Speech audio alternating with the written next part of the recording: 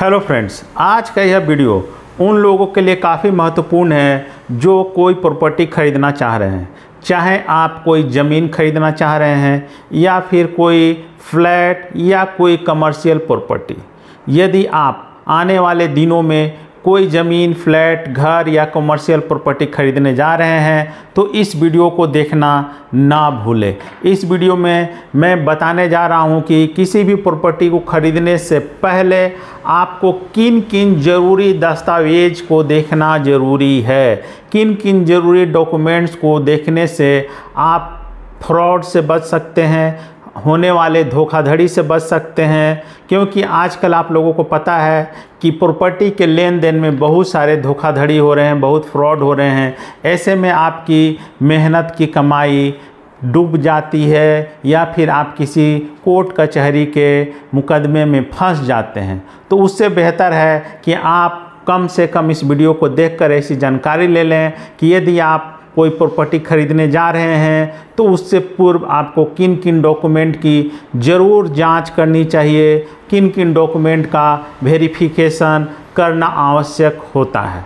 तो यदि आपने अभी तक हमारे चैनल को सब्सक्राइब नहीं किया है तो प्लीज़ सब्सक्राइब कर लीजिए। दोस्तों, आज के समय में प्रॉपर्टी खरीदना काफ़ी रिस्की हो गया है। आप लोगों को पता ही है कि आजकल सबसे ज़्यादा यदि कोई गोरख धंधा हो रहा है तो प्रॉपर्टी के मामले में किसी का ज़मीन कोई बेच देता है, किसी का फ्लैट कोई बेच देता है। एक ही फ्लैट को बिल्डर चार आदमियों से बेच देता है। एक ही फ्लैट पर जिस पर लोन लिया हुआ है उस फ्लैट को बेच दिया जाता है और ऐसे में जो ख़रीदार है वो परेशान हो जाता है। इसलिए होता है कि जो ख़रीदने जा रहा है उससे कानून की पूरी जानकारी नहीं होती है, उसे डॉक्यूमेंट्स की पूरी जानकारी नहीं होती है। साथ ही साथ उसे पता नहीं होता है कि अगर वो जान भी रहा है कि ऐसे ऐसे डॉक्यूमेंट की जांच होनी चाहिए तो उसे पता नहीं होता है कि वो डॉक्यूमेंट उसे कहाँ से मिलेंगे, कैसे मिलेंगे। तो दोस्तों, मैं आपको बताने जा रहा हूँ कि आप कौन कौन से ऐसे कम से कम ज़रूरी डॉक्यूमेंट है जिनको देखना ज़रूरी है। यदि आप कोई ज़मीन खरीदने जा रहे हैं या फिर घर खरीदने जा रहे हैं तो सबसे पहला जो ज़रूरी डॉक्यूमेंट होता है उस ज़मीन से संबंधित उसका खतियान, जिसको खतौनी भी बोलते हैं। इस खतियान में जो सर्वे हुआ था 1932 का, 1925 का, 1956, मतलब जब भी आपके इलाके में जो लास्ट सर्वे हुआ है उस सर्वे के हिसाब से वो ज़मीन का जो उस समय का जो मालिक था उसकी क्या स्थिति थी तो वो जानना ज़रूरी है। इससे पता चलता है कि ज़मीन का नेचर क्या है। मसलन कि ज़मीन आपका सही ज़मीन है, एग्रीकल्चर ज़मीन है या फिर ज़मीन सरकारी है। ज़मीन का बहुत सारा नेचर होता है, जैसे कि सरकारी ज़मीन होता है, अर्ध सरकारी ज़मीन होता है या फिर काश्तकारी ज़मीन होता है, एग्रीकल्चर लैंड होता है, ग्रीन लैंड होता है, वन भूमि होता है। तो बहुत सारे प्रकार की ज़मीन होती है। तो ऐसी स्थिति में इसकी जानकारी आपको खतियान से ही मिलेगी। तो कोई भी ज़मीन या घर या फ्लैट खरीदने से पहले यह ज़रूर सुनिश्चित करें कि जो ज़मीन आप खरीदने जा रहे हैं या फिर जिस ज़मीन पर वो घर फ्लैट बना है उसका खतियान कैसा है, उस खतियान का नेचर कैसा है। कहीं वो वन भूमि तो नहीं है, कहीं वो सरकारी भूमि तो नहीं है। कोशिश करें कि जो काश्तकारी ज़मीन होती है, जो व्यक्ति विशेष की ज़मीन होती है, उसी ज़मीन को खरीदने का प्रयास करें। दूसरा होता है, यदि आप ज़मीन खरीद रहे हैं वो सेल डीड से है तो सेल डीड की जांच ज़रूर करें।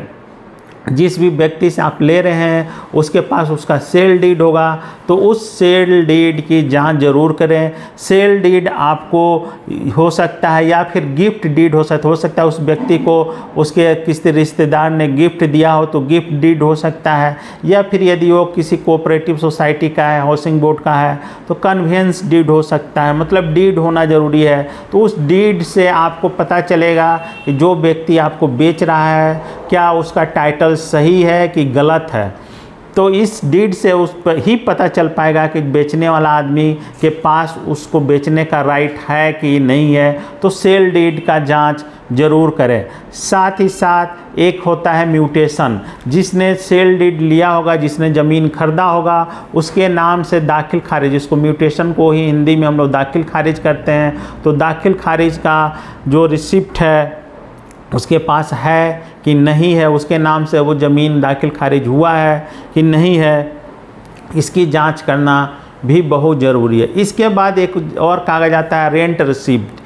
आपको पता है कि हर ज़मीन का सरकार लगान लेती है, सरकारी लगान लेती है, उसका रसीद किसके नाम से कट रहा है, जो ऑनर आपको बेच रहा है उसके नाम से कट रहा है, या फिर उसकी पुश्तैनी ज़मीन है जो उसके दादे परदादे के नाम से बिक रही, रसीद कट रहा है। तो इसकी पूरी जांच कर लें कि जो आदमी बेच रहा है रसीद उसी के नाम से कट रहा है या फिर किसी और के नाम से कट रहा है। इसकी जांच आप उस जो ज़मीन है या फिर जो घर है उस इलाका का जो सीओ का ऑफिस होता है जहाँ पर कर्मचारी बैठते हैं वहाँ से जाकर आप इसकी जानकारी कर सकते हैं, या फिर बहुत सारे राज्यों में ऑनलाइन भी इसकी सुविधा है। आप खाता नंबर, प्लॉट नंबर, खेसरा नंबर डालकर ऑनलाइन रूप से भी रेंट रिसिप्ट के बारे में जानकारी प्राप्त कर सकते हैं। इसके बाद एक चीज़ आता है, आजकल बहुत सारे रजिस्ट्री हो रहे हैं जो पावर ऑफ अटॉर्नी से हो रहे हैं, तो मुगिया जिसको हम लोग मुख्तारनामा बोलते हैं। तो आप किसी भी ज़मीन या घर को ख़रीदने से पहले यह चेक कर लें कि जो पावर ऑफ अटॉर्नी दिया गया है वो सही है या फिर फेक है, या फिर जिसने पावर ऑफ अटॉर्नी दिया है वो जीवित है कि मृत हो गया है। बहुत बार क्या होता है कि जिसने पावर ऑफ अटॉर्नी दिया है वो उसकी मृत्यु हो गई है और जिसने पावर ऑफ अटॉर्नी लिया है उस व्यक्ति के मरने के बाद उसे बेच रहा है। तो इस स्थिति में वो पावर ऑफ अटॉर्नी सही नहीं मानी जाती है और वो स्वतः ख़त्म हो जाती है, एबोलिश हो जाती है। तो इस स्थिति में यदि जांच कर ले कि जिसने पावर ऑफ अटॉर्नी दिया है तो जीवित हो तभी उसी ज़मीन को खरीदे, वैसे घर को खरीदे, अन्यथा ना लें। तो पावर ऑफ अटॉर्नी वाले मामले में आपको गहन जांच करने की ज़रूरत है। इसके अलावा होता है कि चैनल ऑफ डॉक्यूमेंट्स, ऐसे डॉक्यूमेंट्स होते हैं जिसमें मान लीजिए प्रॉपर्टी का पुराना हिस्ट्री जांच करना ज़रूरी है। इसमें कुछ डॉक्यूमेंट की ज़रूरत होती है, जैसे पुराना सेल डीड हो गया, पुराना या फिर खतियान हो गया, या फिर पुराना कोई और डॉक्यूमेंट, रिलेटेड डॉक्यूमेंट हो गया।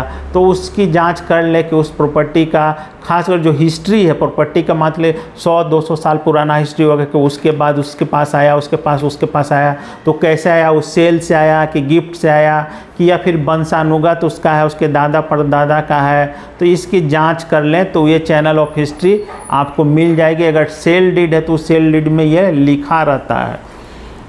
इसके अलावा जो सबसे बड़ा एक और बड़ा बात होता है कि आप मान लीजिए कोई ज़मीन खरीदने जा रहे हैं या घर खरीदने जा रहे हैं या फिर फ्लैट खरीदने जा रहे हैं। तो इस स्थिति में क्या होता है कि आजकल बैंक क्या होता है, बहुत सारे लोग ज़मीन को बैंकों में मॉर्गेज कर देते हैं, घर को मॉर्गेज करके लोन ले लेते हैं, हाउसिंग लोन ले लेते हैं, या फ्लैट को ले लेते हैं, हाउसिंग लोन ले लेते हैं, दूसरे अन्य प्रकार के लोन ले लेते हैं, फ्लैट को, घर को मॉर्गेज करके ज़मीन को। तो आप ख़रीदने जाते हैं तो आपको इसकी जानकारी तो बेचने वाला बताएगा नहीं। तो इसमें आपकी समस्या यह हो जाती है कि आखिर हम ये कैसे पता चले कि जो प्रॉपर्टी हम खरीदने जा रहे हैं वो कहीं ना कहीं उस पर कोई लोन लिया हुआ। तो इसके लिए आपको जो रजिस्ट्री ऑफिस होता है, जो जिस सर्कल में वो प्रॉपर्टी पड़ती है, जहाँ से उस प्रॉपर्टी की रजिस्ट्री होगी, वहाँ पर आपको एक फॉर्म 22 मिलता है। फॉर्म 22 जब उस रजिस्ट्री ऑफिस में जाएं और वहाँ का कर्मचारी से बोले कि मुझे इस प्रॉपर्टी का इनकम्बरेंस सर्टिफिकेट, मतलब जिसको अधिभार सर्टिफिकेट बोलते हैं, इनकम्बरेंस सर्टिफिकेट निकालना है, तो आपको फॉर्म 22 देगा, जिसको भर दीजिएगा। उसका एक फ़ी होता है, उस फ़ी को भर के जमा कीजिएगा तो आपको उस प्रॉपर्टी का 14-15 साल का हिस्ट्री बता दिया जाएगा कि इस पर कोई लोन है कि नहीं है पिछले 15 साल में। तो यह किसी भी बड़ी प्रॉपर्टी को खरीदने से पहले यह इनकम्बरेंस सर्टिफिकेट रजिस्ट्री ऑफिस से, सब रजिस्ट्रार के ऑफिस से ज़रूर निकाल लेना चाहिए। इसके अलावा यदि आप फ्लैट खरीदने जा रहे हैं तो फ्लैट खरीदने से पहले यह चेक कर लें कि बिल्डर के पास उस नगर निगम के द्वारा या फिर जो लोकल अथॉरिटी है उसके द्वारा बिल्डर को ऑक्यूपेंसी सर्टिफिकेट मिला है कि नहीं है। ऑक्यूपेंसी सर्टिफिकेट की जांच करना बहुत ज़रूरी है। इसके अलावा यदि आप फ्लैट खरीदने जा रहे हैं तो यह भी चेक कर लें कि बिल्डर जो दे रहा है उसके पास उसका पोजेसन राइट है कि नहीं, पोजेसन सर्टिफिकेट होता है, जो उस क्षेत्र का जो नगर निगम होता है या फिर जो नक्शा पास करने वाला जो अथॉरिटी होता है वो बिल्डर को सर्टिफिकेट इशू करता है। तो आप कोई फ्लैट खरीदने जा रहे हैं तो ये ज़रूर चेक करें कि बिल्डर के पास ऑक्यूपेंसी सर्टिफिकेट और पोजेसन सर्टिफिकेट है कि नहीं है। इसके अलावा एक और डॉक्यूमेंट होता है कि अगर आप जो ज़मीन खरीदने जा रहे हैं या फिर आप फ्लैट खरीदने जा रहे हैं तो उसके लिए एक होता है कन्वर्सन सर्टिफिकेट। मतलब अगर ज़मीन खरीदने जा रहे हैं तो मैक्सिमम ज़मीन होता है एग्रीकल्चर लैंड होता है, तो बहुत सारे स्टेट में ऐसा है कि आप एग्रीकल्चर लैंड पर घर नहीं बना सकते हैं। तो उसको देख लीजिए कि उसको हाउसिंग सर्टिफिकेट में, मतलब हाउसिंग नेचर में उसको कन्वर्ट किया गया है कि नहीं, कि या फिर कमर्शियल नेचर में उसको कन्वर्ट किया गया है कि नहीं, रेजिडेंशियल में कन्वर्ट किया गया है कि नहीं। अगर आप एग्रीकल्चर नेचर की ज़मीन खरीदेंगे तो आपको कन्वर्सन कराना पड़ेगा। विशेषकर बिल्डर लोग जो ज़मीन लेते हैं वो ज़्यादातर एग्रीकल्चर लैंड लेते हैं और इस स्थिति में वो कन्वर्सन नहीं कराते हैं तो आप फंस सकते हैं। तो एक बार कन्वर्सन सर्टिफिकेट की भी जांच आप कर लें कोई भी प्रॉपर्टी लेने से पहले। तो दोस्तों, मैंने काफ़ी शॉर्ट में उन महत्वपूर्ण दस्तावेज़ों के बारे में आपको जानकारी दी जिसको जानना ज़रूरी है किसी भी प्रॉपर्टी को खरीदने से पहले। यदि इससे संबंधित कोई अन्य सवाल आपके मन में हो तो आप कमेंट करके पूछ सकते हैं। धन्यवाद।